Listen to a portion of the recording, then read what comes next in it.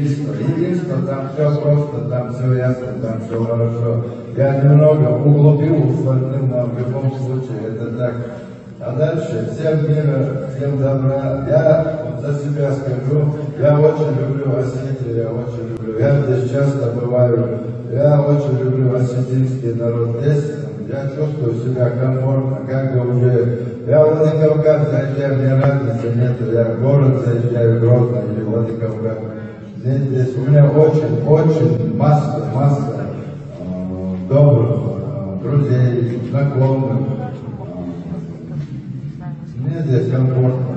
Спасибо, огромное спасибо. Залине спасибо за то, что вот своим талантом реализовала вот первую такую стадию вот этого всего. Залине, огромное спасибо.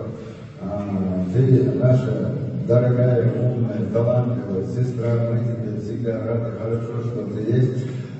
Когда вот есть команда людей, которые объединены одной общей идеей, когда все ведет к этому. Один человек ничего не сделает, один поле не может. Спасибо. А это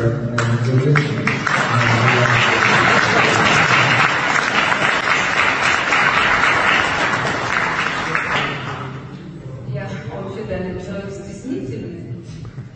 В первую очередь хочу поблагодарить Асламбека за такое прекрасное произведение, потому что, как было сказано у меня, что если бы не было произведения, конечно, не было бы и переводчика, и не было бы сегодняшнего мероприятия.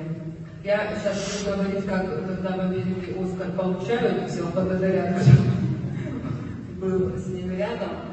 Спасибо всем тем, кто приняли участие в этом мероприятии. Я знаю, что все меня поддержали. Я обратилась к людям, которых сама люблю, которые меня любят, я знаю, и они все стали рядом. Большое спасибо Людмиле Васильевне. Она дали большая честь получить ее. И, конечно, ко многим вещам меня обязывает. И вот Валерий Флорбекович пошутил насчет через год встретимся. Но я посмотрю ваших классиков сегодня и решу, кого переводить дальше.